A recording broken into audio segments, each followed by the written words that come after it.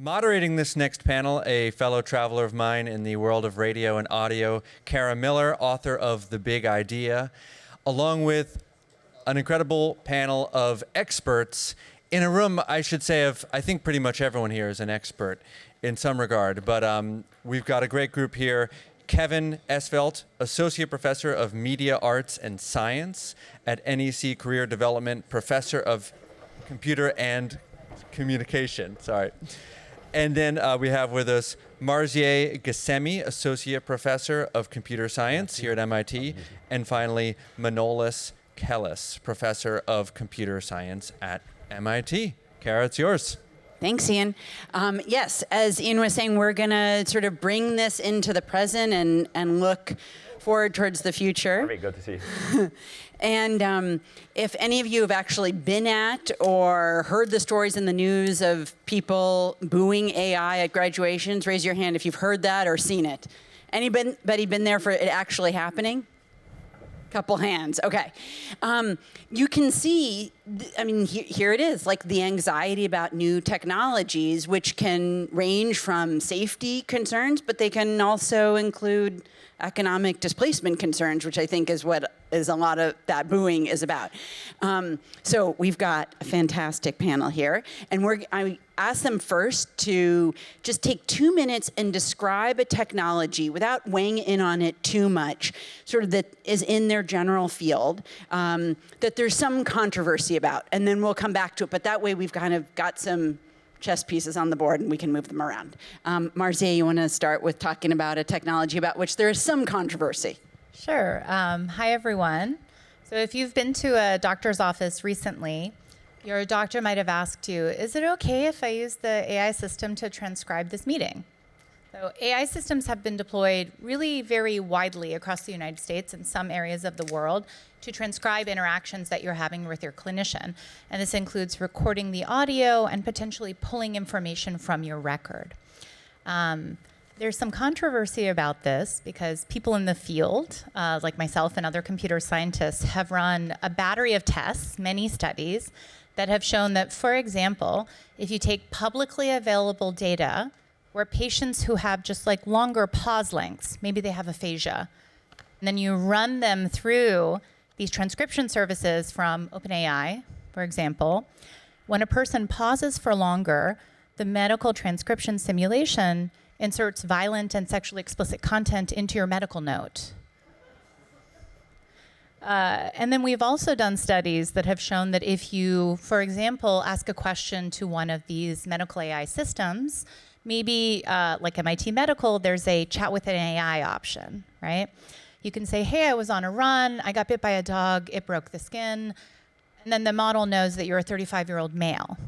And when we asked the model, what should this person do? It said, you should refer them to come in. They should come into MIT Medical. And when we asked exactly the same question, hey, I was on a run, I got bitten by a dog, it broke the skin, but the model knew you were a 35-year-old female, it said, you're fine. Stop, stay home. So there's some controversy because these models have been deployed really widely because there's no regulation. This is an administrative use of AI. So effectively, CTOs and CFOs of hospitals get to decide that this is a really efficient deal. And then there's no sort of regulatory oversight that says it has to work equally well in different groups. And there's nobody checking afterwards to audit. That's a great example. And last time I went to the doctor, I said it was fine to tape me with AI, but I hadn't been to this panel yet. Kevin, you want to describe something in your field that it doesn't have to be, clearly good or bad, but there's some controversy around? Well, hey everyone. I'm going to cheat and I'm going to use two, but the first one's a cheat because I'm going to bridge it from back to Asilomar. So one of the key questions in Asilomar was, could recombinant DNA spread on its own in the wild? And the answer, what they concluded, was largely no, it could not reliably. But in 2013, we realized that we could use CRISPR, genome editing, to encode editing itself into an organism to build what's called a gene drive that would spread that trait through a population. And this is, of course, very different from developing a drug where patients can say no. You develop a gene drive, it's going to change the shared environment and affect everyone who shares the environment with that species.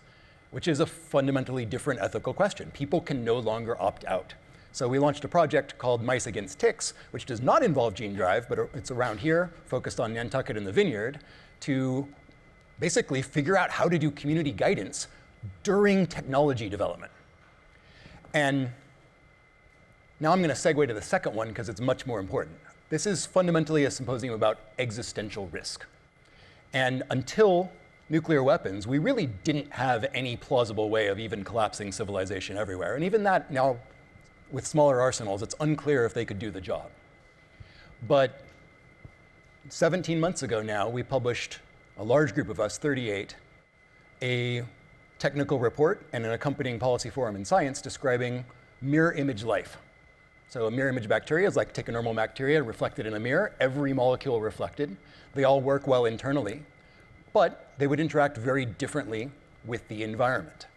Because it turns out that most predation works via chiral, we say mirror image recognition. You cannot put on a right-handed glove with your left hand. It doesn't work. So predators, we think, would not be able to find and eat these bacteria. They could not be infected by existing viruses. They could not be particularly well located by our immune systems. So what we concluded was that we could not rule out the possibility that if someone made a mirror image bacterium and then transformed it into the mirror image of a generalist bacterium, it might well spread very widely in the wild because of this predation resistance. And if it infects us, our immune systems would not be able to see it, and it would consume and kill not just us, but plausibly most or all animals in the environment. So this is perhaps the first very clear, concrete extinction risk. And of course, it's uncertain, but much to my dismay, for 17 months, no one in the scientific community has managed to knock a real hole in this piñata, which is what we were desperately hoping for. And I still very much hope that we're wrong. We are nowhere near making mirror image bacteria, but we are well along the process of making all of the key steps for moving towards that point. So that is one of the questions that really faces us today. To what extent should the general public decide whether scientists make mirror bacteria itself or develop the key enabling technologies that would make it much easier for someone to make in future? Now that we've scared you times two, Manolis, what do you got for us? So the two existential threats, of course, beyond nuclear weapons that everybody's worried about is, of course, on one hand, biology and sort of, super viruses that can kill us all. And on the other hand, AI that can sort of, take over and kill us all. So I'm working at the intersection. So I'm using super intelligent AI to make extraordinary new biology. So I don't know if it's two things or the intersection, but let me talk about both sides. So basically, on one hand, the one place where Anthropic and OpenAI and Gemini and all of these things are basically trying to reassure the public is, yes, but we can also cure Alzheimer's and cancer. So I think that there's a lot of booing against AI until it comes to your loved one being at the doctor's office, and then suddenly you're like, AI is great. Let's diagnose cancer earlier. Let's develop new drugs. Let's develop new biomarkers and detection, and that's a lot of what my lab does. So we've kind of built guardrails within the very design of how we do things through transparency. And the way that we achieve that is by looking inside the brain of the AI. So it's not just a black box, an agent that's like running and giving you answers. It's instead at every step of the way showing you inside its brain through the positioning of maps, of cartography, of ideas, of how it's thinking. So you can see if it's going astray, you can see sort of where it's heading, et cetera. So that's one place where on the reasoning side of AI, the guardrails is something that we should all be demanding more. We should all be asking that all of these frontier models are basically telling us and showing us explicitly the actual thing that they're thinking, rather than after the fact distilling it and say, oh, this is how I was thinking. So sort of building transparency within the reasoning trace itself. And then the same principle applies to drug discovery. So we've basically built a cartography of every chemical known to man. So 121 billion molecules is what our map looks like. And we can immediately see when we're designing these drugs, where in the landscape they are. And what's really phenomenal is that an emergent capability of that system is, of course, that properties of these drugs tend to cluster in islands within this landscape. One of those properties that we were delighted clusters is toxicity, because then we could avoid molecules that are toxic. Of course, it only takes a split second to realize, wait a minute, what if somebody doesn't want to avoid them? What if somebody specifically wants to look at the toxic regions and sort of create new chemicals that can be extraordinarily ingestible, that can be non-degradable, that can be non-metabolizable, and that can be lethal. So the dichotomy is everywhere. And in terms of what should the public say, well, I am Greek, so my great ancestors invented democracy. So I do believe in the plurality of participation in those decisions. That said, in ancient Greece, you had to earn the right to be a citizen. So I think that there's a certain level of information that is needed before you get into the details. Whether we should regulate, absolutely, let the public weigh in. But how we should regulate, that's something that should be a joint conversation with the experts. So let's actually, that's like a perfect teeing up for where I want to go next. Let's ask that question, and Marcia, I'll go back to you. I mean, you described a technology, and don't feel like you have to stick with that technology. You can talk about other things too. I know you do a lot with machine learning, but I mean, if you think, just to take the example of transcription in your doctor's office, there's a lot of players there, right? There's like, somebody bought that software. There's like people purchasing it. There's companies and hospitals and there's like a financial investment there and people making that financial. There's the public that is walking in and the doctor's like, hey, can I tape you? There's somebody like you who are like, well, I've done studies about this transcription, so here's the deal. How do you think, now obviously that, you seem to have questions about it. It's out there in the world. How do you feel like, as an expert, like, do you feel like you are listened to, or no, mostly things like get unleashed and then you do studies on them? I think there's a set of things about AI systems that are laughably known amongst computer scientists. So we know that, for example, large language models and vision language models can do really good inference, and they can generalize to some situations.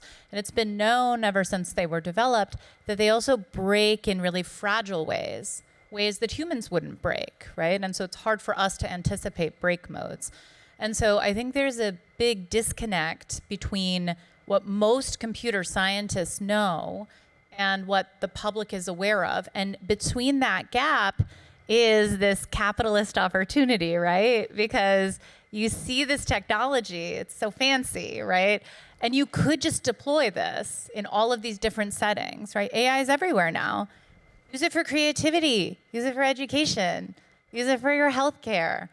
But often the metrics that these models are being evaluated against are not metrics about your well-being, right? Or a worker's well-being. So for example, for medical transcription, they're just starting now to count the hours after the notes are taken by these AI systems that medical staff have to spend correcting them.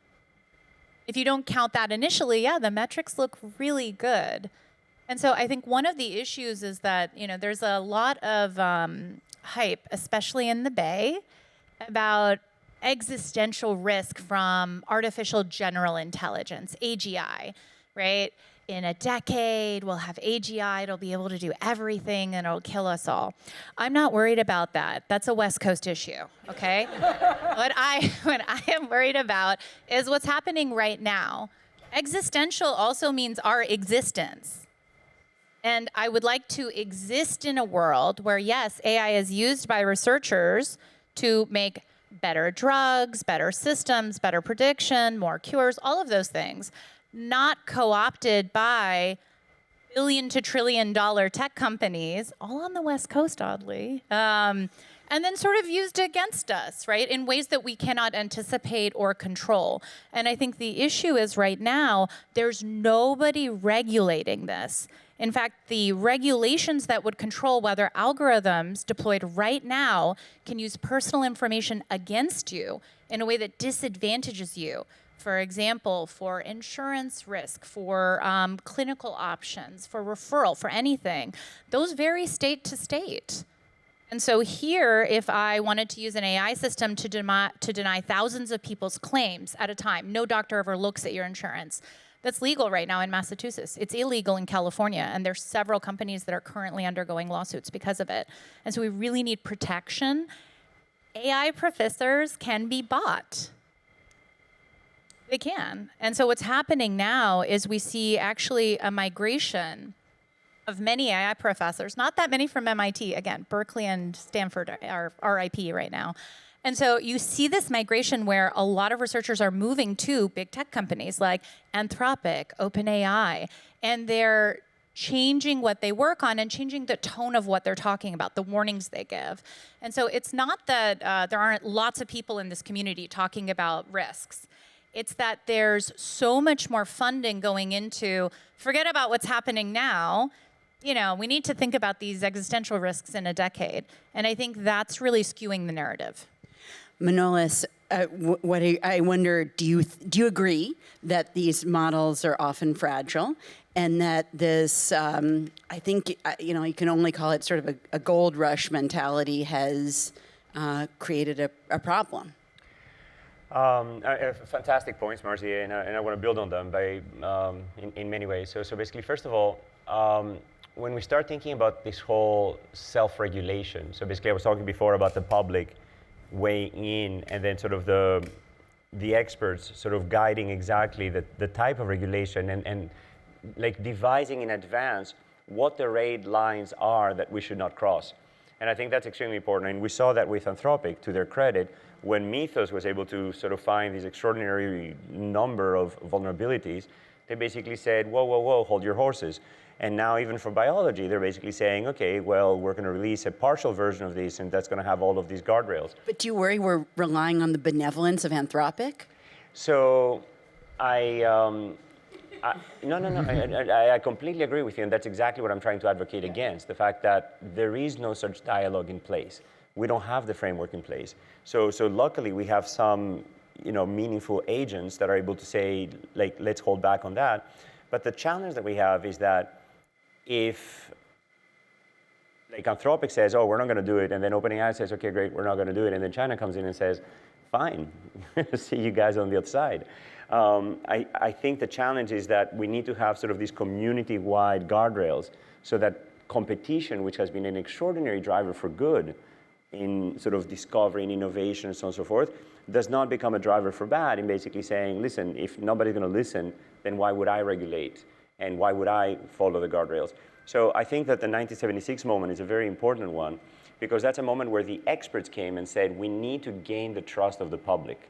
And if we do not show that we are responsible adults, and then we're not just children playing in a playground where anything might explode, then the regulations that we're going to have might actually be detrimental to progress, and in fact, detrimental to the guardrails themselves. Because basically, we've seen statements that were just like, okay, let's pause AI for 6 months, without any sort of meaningful nuance into, okay, here's the 10 things that we need to do between now and those six months. And I feel that what we need is something where it is very tangible. We know exactly what those red lines are. For example, these types of capabilities. And what's really nice is that the way that we're accessing many of these models, so basically as we're building these frontier drug discovery models, we're accessing them through agentic AI. So we're accessing them through a layer of intelligence. It's not just, oh, you run the tool. There's a layer there that is interpreting what your intent might be. So I think that by creating more capable middle layers, we also have the ability to identify in a more capable way malicious agents that are basically saying, oh, trust me, I really need this toxin because of whatever. You're like, well, let's alert someone that will review this, et cetera. So I feel that we can't just do it humans alone. We have to engage AI tools because the scale of monitoring needs to be enormous. and the guardrails need to be extraordinarily specific. And again, this cartography approach that I was describing earlier, where we can see the landscape of ideas, can allow us to say, okay, the red lines are within these semantic neighborhoods. And if you go there, then you need extra clearance. Kevin, to what degree does what you're hearing feel like it resonates with you in terms of the debates in biology, or in what ways are you living through something very different?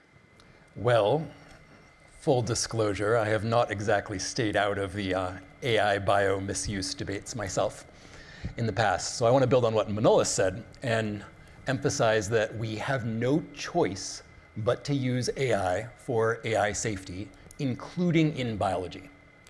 And the reason is, yes, we do have a problem already about AI being able to tell you which biological agents that are known are most dangerous for weaponization purposes.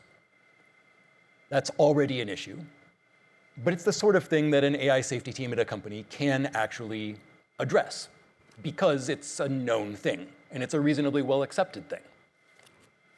The problem is that much greater harm, like Mirror Life, which is not like anything that exists on Earth today. It's very different.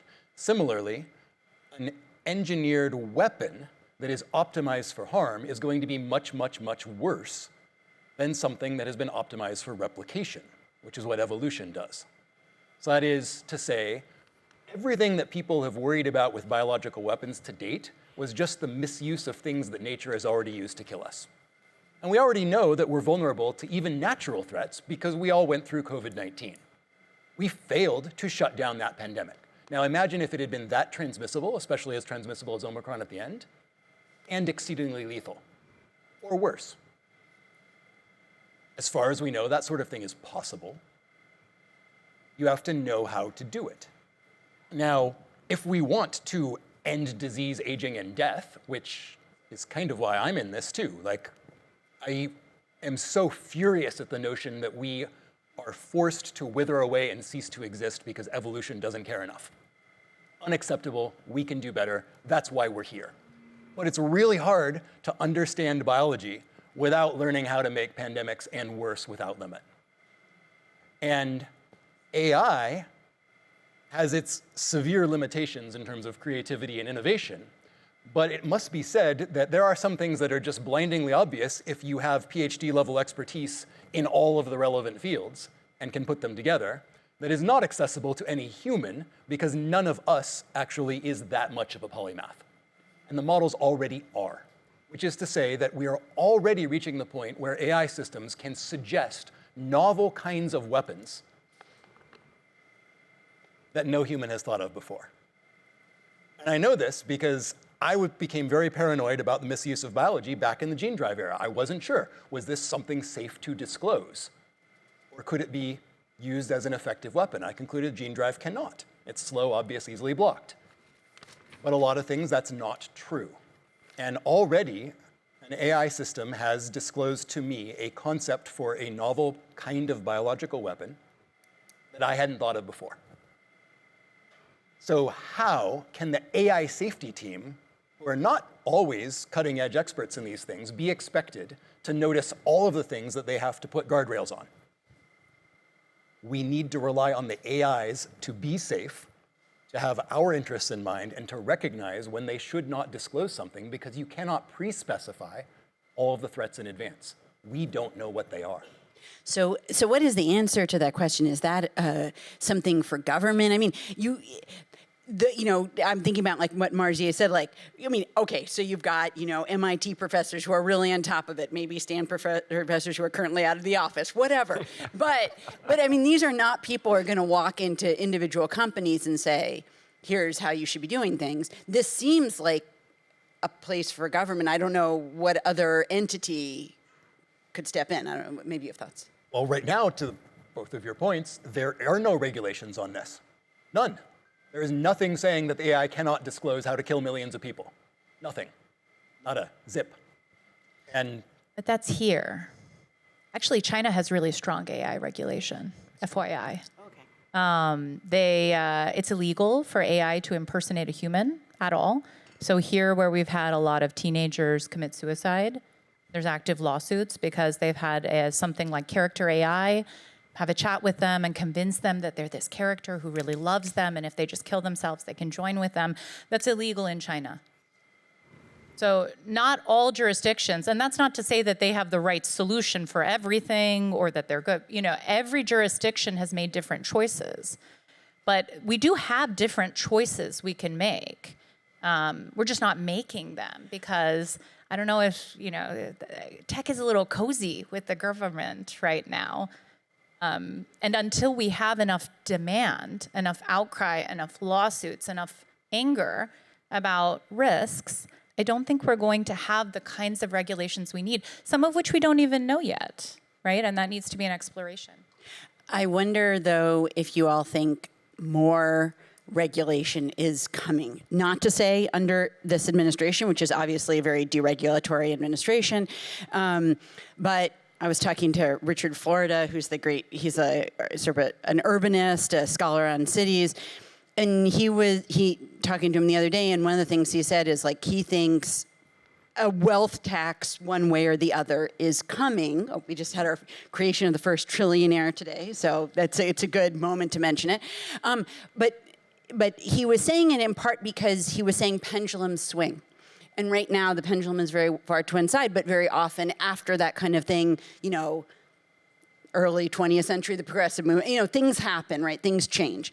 And I wonder if you think in 2 or 3 years, we are looking at a lot of government regulation around AI. I don't know. And maybe the doors will have opened so far and so much will have gone through, it won't matter. But So, I mean, it's a tricky one. And again, I completely agree with you about the swings. So basically, what I want to say is that technology moves at a breakneck pace. Society moves dramatically slower.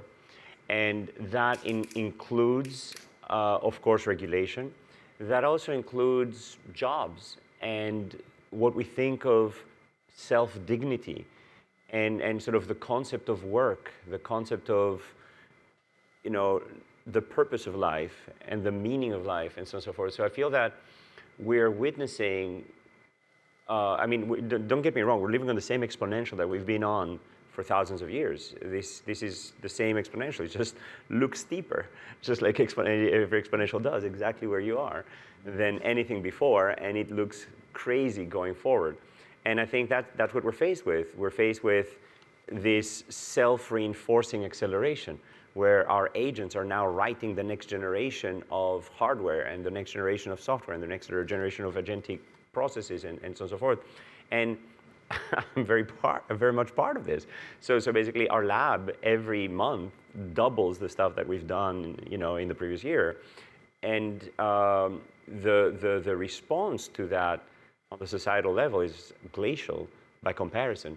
So I absolutely think regulation is coming. I think we're still like at a loss as to what the heck is this technology about. I mean, I think we're just at the infancy of the AI revolution, and then, you know, if it looks impressive now, stay tuned for the next 12 months and 16, you know, and you know, 18 months. Like, it's just going to be crazy, let alone 10, 12, 20 years. But I think that when it stabilizes, that's sort of when you can better understand what and how to regulate. And I think that part of the reason why there hasn't been regulation is because this thing is exploding before our eyes, and also because the promises are so appealing. So I feel that, like, when we start thinking about Alzheimer's and cancer and all of these like plagues in our society, it's like, how can you stop the whole thing now? But I think, just like China, for example, has specific guardrails against impersonation, for example, I think that the moment we realize you don't have to throw the baby with bathwater, you can be more specific and sort of keep so many of the great goods while stopping some of the most dangerous and harmful things, I think the public will follow. Of course, if social media is any indication, we absolutely understand the horrible risks that it has on young people everywhere, and yet we've done nothing. So AI has all these positives, not just a bunch of negatives. So yes, we should absolutely do something. And I think we are getting closer to the point where we can kind of see how do we allow all of this good without the bad? For example, people are like, oh yeah, it's dangerous because it doesn't have emotions. And I'm like, actually, are we sure we want it to have emotions? so can't we put guardrails in the other way? Do we have to convince it that it should be nice to us? So I think that we should have a cost-benefit analysis for many of these technologies that we're pushing forward. And that can help, again, show the public that we're thinking about this, that we are very explicit about this. And I think that this is, again, a place of collaboration between the local communities, the global communities, the government, intergovernmental. And I think that's the place to go to basically have this constant self-examination of, do I really want to infuse it with wants and needs and desires, et cetera? I'm not sure. That might be a good place to draw the red line. Kevin, when we think about 1976, obviously that was the government debate. Do you think at some point government will pay attention to that piece in science and get involved, and there's going to be hearings, and that's really what we were talking about in Cambridge 50 years ago? Well, it's a good question because I worry a great deal about a backlash on AI, because I think we do need AI, if only because I am skeptical that our current institutions can handle this. If not empowered by something like AI, maybe not AI the way it is today, but our institutions need help. Because I think we have to ask ourselves, do we really think we are better at this than they were in 1976? Are we better at noticing when technologies are potentially catastrophic? Are we better at acting, figuring out what it is that we should do, what the problem is, as both of you have been saying, and doing it? Crafting policies, getting them passed as legislation, or even just bureaucratic rules or international diplomacy. Asilomar had scientists from all the different nations there. We deliberately mimicked that in our discussions on MIR-LIFE and building the working group. We made sure to have scientists from every relevant nation involved. We briefed all major governments on it. I don't think we did it any better than they did back then. And if the technology is improving on this exponential, very predictable, I'm not sure that our governance capacity, I'm not sure our coordination capacity as humans mediated through our institutions is getting better at the rate that we're going to need. And I don't see any other technologies apart from AI that could plausibly improve that. So I am very worried that the backlash is going to smash what could be our best tool for actually surfing this wave. Because we are on this wave and we can't exactly get off the wave. Stagnation is not an answer. Imagine if we'd stopped technology, pre-nuclear weapons. Imagine how bad climate change would be with no other power sources, no chips, no solar, no nuclear, no nothing. It would be bad. We have to go through. We can't say no, but we need some tools that can stabilize and help us look ahead. Marzi, I wonder if you can pick up on that, and I wonder if the lack of guardrails with AI right now, as you've described it, the kind of gold rush, do you worry about it leading to a backlash amongst the public that's a little hard to contain? Boo if you don't like AI, guys. It's in the air, right? And I don't think it's unreasonable. I think the backlash has started. I think there's a very palpable sense that, I don't know if anybody's seen this graphic. Has anybody seen the Silicon Valley AI self-investment graphic? It's a circle. NVIDIA is investing in Microsoft, investing in OpenAI, investing in, it's all funny money, right?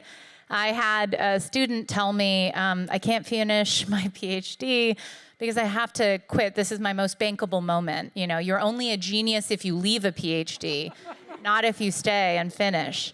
But they were being offered $1 million salary to go say that something was safe, right, when it's not. And so I think that the moment is coming. I think everybody, if you talk to people who were around at the last AI bubble pop, which was a while ago, right? It's before we had GPUs, before we had fast enough matrix math to make neural networks work well. And there were all these promises about neural networks doing all these things, and they couldn't yet because we didn't have enough data, enough compute, and enough fast math, okay?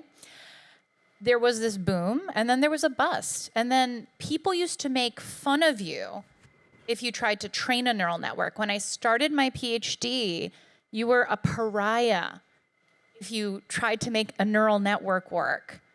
And then in the second year of my PhD, everything changed because we had GPUs, fast math, and enough data. And now everything is neural network based. It's the foundational architecture, right? And so I do worry that we're coming towards this bust, and some of it is not because just there's this resentment about the technology pervasively. It's because of the level of money and control that's entangled with it, right? I don't think that this is, I think, as you said, this is a very deregulated market, but there's particular deregulation with AI and with technology. And so I worry that what that means is, we're not going to have the really nuanced, don't throw the baby out. It's going to be a global backlash against AI in anything, even in really meaningful research applications, which it shouldn't be, but I feel it coming. Just a follow-up question for you, and then I want to get everybody else in on this. Do you feel like, as an expert and knowing other experts in your department, but other departments around the country and world, do you think people are hesitant to be in the spotlight and say, cast any amount of skepticism? No, some of that could be financial, but it doesn't have to be financial. There could be political or social ostracization that they worry about, and I wonder from both of you too. Jonathan King said in the last panel, you could not find a cancer doctor to testify that these things were killing people. You cannot find a You could, but not around here. Not around here. You had to go to another state. You cannot find a computer scientist now who is willing to publicly on the record speak out against certain things. Cambridge City Council had a hearing against flock cameras, tried to convince a bunch of other AI faculty to come and speak against it because... Can you explain what they do? Right, so flock cameras are these private contractors who have cameras that do license plate recognition, and they were going up all over Cambridge. But the problem is they sell to ICE, they sell to police departments out of state, and it's been shown previously that officers in Texas, where an abortion is illegal, have tracked women who come to Massachusetts, for example, to get an abortion and then have charged them with a felony. So we know that these are being misused, these flock cameras, right? It's this use of AI and continuous surveillance against citizens that is often done poorly by the officers that are using it, either federal, local, or state, okay? And so there was a hearing against these flock cameras in Cambridge City Council. I went, or virtually I went, and testified against it. So did ACLU in Massachusetts, so did Digital Fourth. They had wonderful presentations. No other AI faculty wanted to testify. They're against it privately. They do not want to say anything publicly. There's a perception that if you speak too loudly against the big tech companies, what they're doing, pervasive use of AI, you're not going to get any funding. You're never going to be invited to these, private meetings and fancy places where decisions are made about who they're going to collaborate with. And right now, all of the best models are made by who? Public labs? No. These companies, Frontier AI Labs, they have a disproportionate amount of power in pulling science in this very specific area, AI, around. Most professors, including me, have grants from these big companies that support our graduate students. They give you money, it supports the graduate student, they write a paper. This is historically fine. That's not what I'm talking about now. Now there is this fear that if you speak too loudly against the development and pervasive use of AI in cross-sector public settings, you will be blackballed. You're not going to get funding, you're not going to get talks, you're not going to get papers. And that's a very scary thing, especially as we see lots of AI professors, again, leave their faculty jobs and move to companies. I wonder what you all see in terms of experts and what their level of tolerance is or interest in getting out there in the world. So I have seen faculty being very vocal on both sides of the equation, which is very healthy in my view. So we've had a lot of open debates, as many of you know, I host these salons at my house. I think that these both sides have been debated fiercely, like often by the same person. So I struggle with it myself, and I constantly can sort of make the case on both sides, and I've been on both sides of this debate. And many of my colleagues very openly not only change their mind, but like actively debate and strongman and steelman both sides. So I feel that I've had fantastic conversations with folks in my department and in other departments and in other places, at faculty lunches, at sometimes open forums at the museum here, at the Museum of Science, where we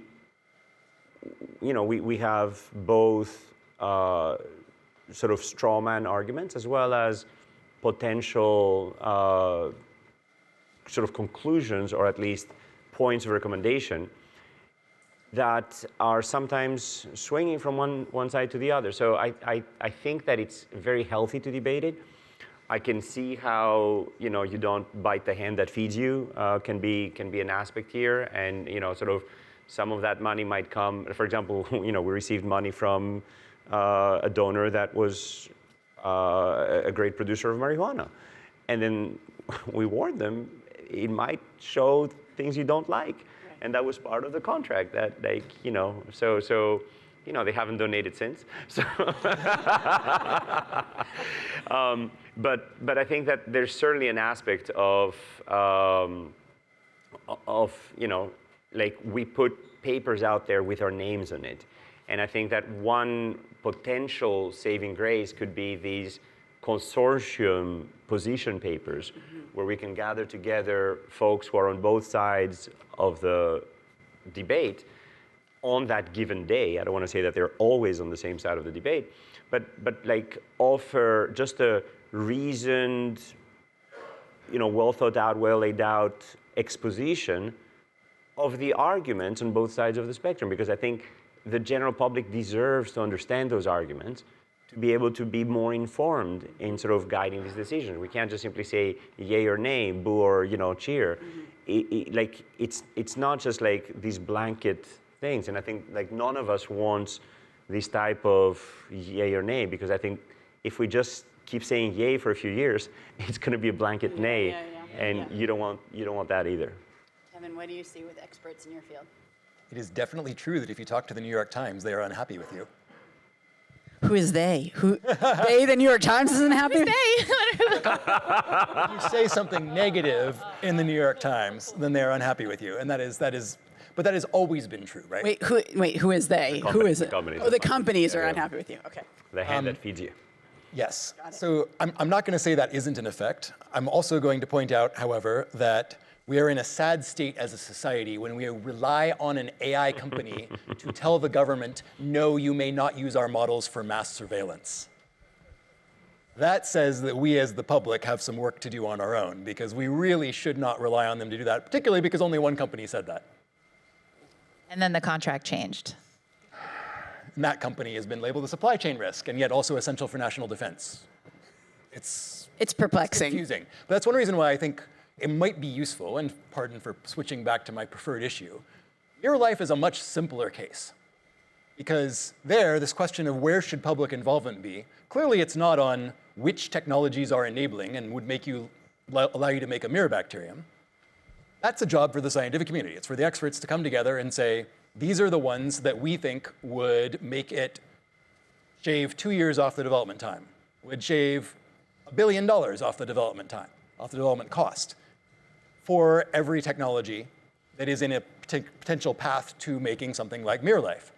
And then I would say the scientific community's job is done, because we are conflicted.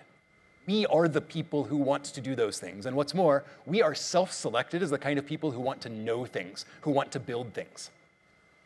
Which means we're inherently biased just in our philosophical outlook as being the kinds of people who would do these things. And so I would say at that point, once we have laid out the map and said, we think that with this probability, if someone makes this, it's over. Here are the paths to get there. Here are the benefits and of all of the technologies on the way. Where should we draw the line?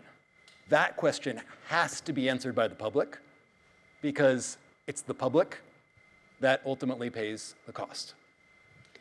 So, oh yeah, go right ahead, and then we'll go to questions. I just want to jump in a little bit. So I think that the concept that we today in 2026 can kind of see the map of where all the lines are, I think is I just want to thank Marcia, who has to go to another commitment, but she was so great.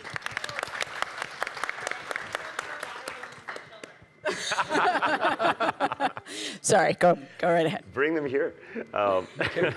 What could go wrong? So I think that we have to adjust the map of the guardrails as we go. In other words, from every new month, from every new development, we have a new vantage point. And I agree completely with you that with today's understanding, we should say, here's the red lines, but we should also be ready in December to come back and say, actually, there's a few more red lines here, and this turned out to be safer, et cetera.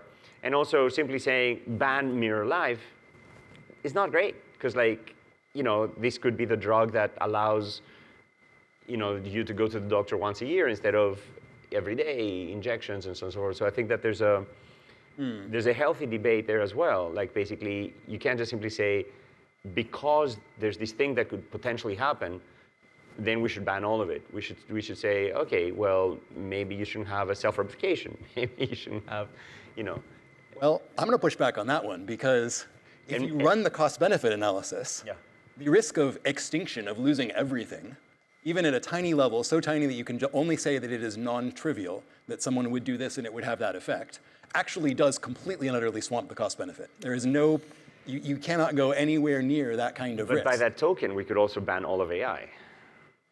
But This is possibly the only thing that can keep us This from may be the preview of the congressional hearings you're going to be seeing in a few years. Position of how scientists should and can and will disagree.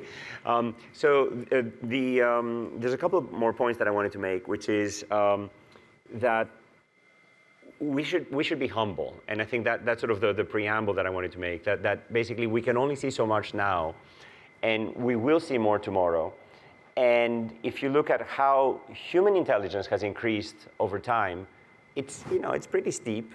If you look at how AI, it makes us look flat, and it's like a vertical line. And the question is, where are we? Has it surpassed? I would say that in many, many areas, yeah, sure.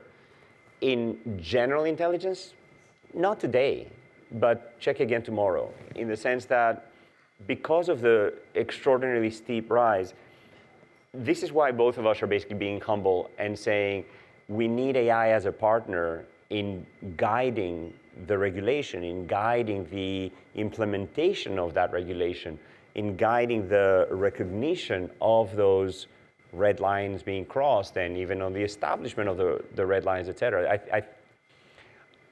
Again, I'm in the business of elevating humans. Like every work that we do in our lab is transparency first, and therefore teaching us insights. The same way that we learn to play Go better by watching AI, the same way that we learn new strategies in chess by watching AI, I think we can learn how to build better drugs, how to do better public engagement, how to, create more equitable societies, better global policies, and so forth. I think that we have much to learn, and we should be humble in doing so, and humans have always extended ourselves with tools. Using a calculator is not controversial. It can multiply faster than any human will ever, including the ones you can think of. And we have machines that will run faster, that will see well outside the visible spectrum, will hear well outside the narrow range that we hear. We can detect gravitational waves whose effect is smaller than the width of an atom. And we have created things that have expanded our perception, that have expanded our physical capabilities, that have expanded our every aspect of being human. And AI is a little different because it goes at the very core thing that makes us human. That reasoning, that thinking, that intelligence aspect that distinguishes us from all other species, and that has justified our existence, that has tolerated our horrendous impact on climate and on all these other things that we have like wreaked havoc on, because we were the smart ones, we were the special ones. And I think that's what's at stake now. And I think we should like both humbly understand that those machines will eventually, pretty soon, surpass us, and start thinking of the societal implications of when that happens, and start thinking about what does dignity mean in the age of artificial superintelligence, and sort of how do we rethink education? How do we rethink retirement? How do we rethink the balance between hobbies and work?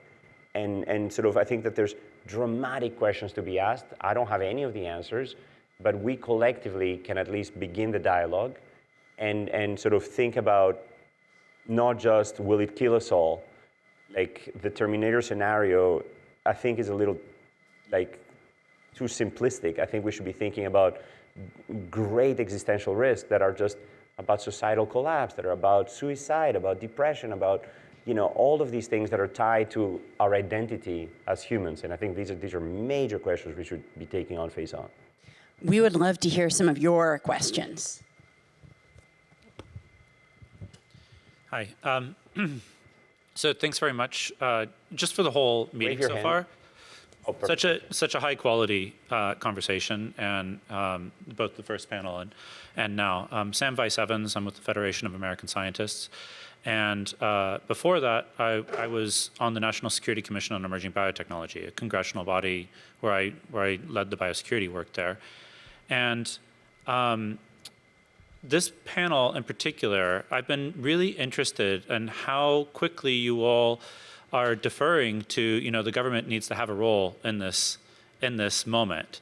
And this panel coming after the first panel, where we really got to embody the kind of 1970s, like everything's kind of in chaos in so many parts of our society.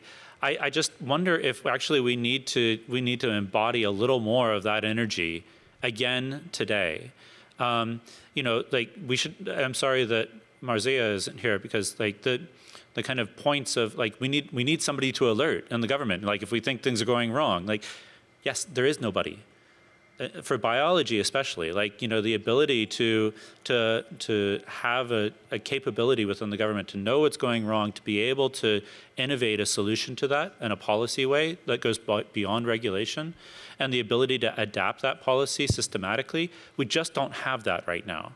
And a lot of these debates, Kevin, to your point about like focusing on the existential side, and this last bit of conversation here, they don't quite capture the kind of mundanity of like the lived experience of people's, like the concerns that people have today. And this goes again back to the first session, this local dialogue, local politics. Kevin, the Mice Against Tick project, which I worked with you on, tried to embody that kind of the messiness of being local, being political, and being technical. And so I'm looking throughout today's conversation for examples of like how we can push some of that energy that was there from the 1970s, rebutting, the communities rebutting the scientists disagreeing with each other, and that leading to like productive outcomes in terms of the reorganization of the government writ large as well. So how can we move this conversation from where you're at right now into one that like both feeds back from the earlier panel and feeds into the rest of the conversations today?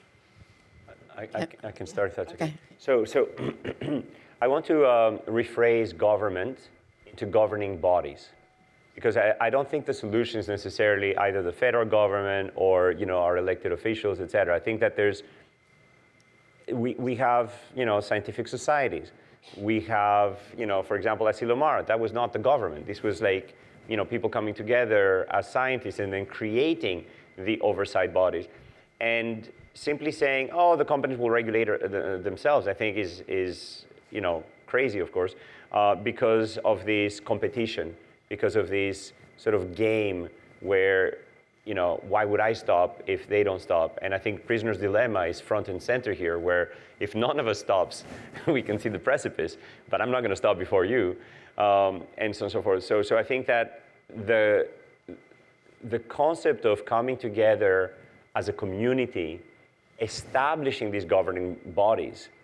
Some of that could have a government branch because, enforcement in some cases might require, policing and, sanctions and so on and so forth.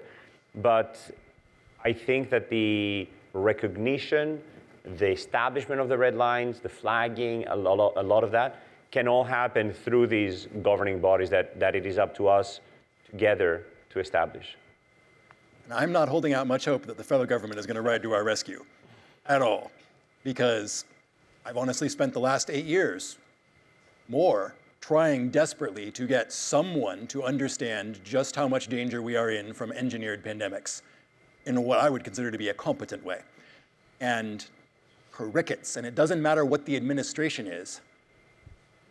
It may well be a fundamental flaw in democracy, than electoral democracy. You just cannot get policymakers to consider any scenario with less than a 5% chance of happening in their term. That just seems to be a rule. We just don't prepare for rare catastrophic events, or rare events of any kind, amazing as well. We don't do it. We don't do foresight at the government level. And somehow that needs to change. And I do think that the best way to do that is for local communities to figure out how in heck to embed new capabilities, new technologies, definitely including AI and all its manifestations, into the decision-making process to show how it's done in the hope that it can be adopted more widely at higher and higher levels, and eventually become powerful enough to provide some kind of steering for the will of the people against this maelstrom of technology that is going to transform our lives. Maybe one last question we have time for? They made a very nice There we go. documentary about that, Don't Look Up. So Michael Fisher again. I guess this sort of complements or builds on Sam's question, but I really had a question for Marzia, which maybe Manolis can answer, or Kevin for that matter. Actually, two questions that are conjoined, building on some of what Manolis just said. The question for Marzia was, I wanted some expansion, and both of you seem to agree that AI models are fragile and they break all the time. And I wanted to hear more about that. If that's just development breakage, or if that's something more systematic that we have to really worry about. The other point is I sort of flinch as a social scientist, as an anthropologist, when we talk about publics. I have no idea what the public is. And we have experimented. Kevin's experiments have been great, given the gene drive problems and all of that. But more generally, we have experience with deliberative democracies. And what did not happen at the Cambridge conversation that David Clem eloquently explained was the slow information education of representative citizens who could make decisions about this. So Manolis's idea about various kinds of governing bodies is a good one, because one does need to build up this capacity. I think there's a gap between our discourse about the technicalities of the science and how one educates a public to be able to make informed decisions, and the imagination of how one does regulation. Beautiful. So I think I've already answered the second question to the best I can, so I'll let Kevin touch on that. On the first one, on the fragility of these AI models, I have my personal take, and I'm obviously not channeling Marzia, is that it's a temporary thing. And we've seen, for example, with this concept that you could take an image, you could add some low-level noise that is imperceptible from humans, and sort of turn a giraffe into an airplane. And sort of you could like maybe even do that in the real world by sort of tricking some self-driving car to misperceive something and to cause accidents and so on and so forth. So There was a time when this was true, but this has been surpassed with the technological advance of multimodal learning. What does that mean? That means that a model that only understands images can sort of fine-tune its parameters based on the low-level pixels that will distinguish something based on the background or based on the, like artifacts that are not meaningful. The moment you have a language vision model that also speaks and sees, that becomes much more robust to such attacks. So again, my work is all about building representations for chemistry, for biology, for cells, for patients, for disease and health and so on and so forth. And the more multimodal these become, the more robust they become. So I think that there's a saving grace that sort of can provide more stability in the long term as these models not become better at faking it by sort of having these cute agents that will sort of, like talk their way out of it. Like I think LLMs are kind of stupid. I'm sorry to be so blunt. But like you can make them intelligent by building meaningful representations of the world. And the intelligence lies in the representations that you're building, in sort of how you're understanding the concept of a gene. For example, the concept of an apple. Like we have a concept of an apple, we can project it into the characters and the shape and the calories and the meaning and the things we know about apples, etc. In the same way, biology can have a one-sided representation of a gene, the protein structure, or also the expression, or also every paper that's been written about it, and also the gene ontology terms, the genetic associations, the drugs that it interacts with, etc. And I think that the more modalities you include, the more that intelligence increases, and the more stability you have against that fragility that we've seen in some of the early models. So I'm on the optimistic side that this is a transient flaw.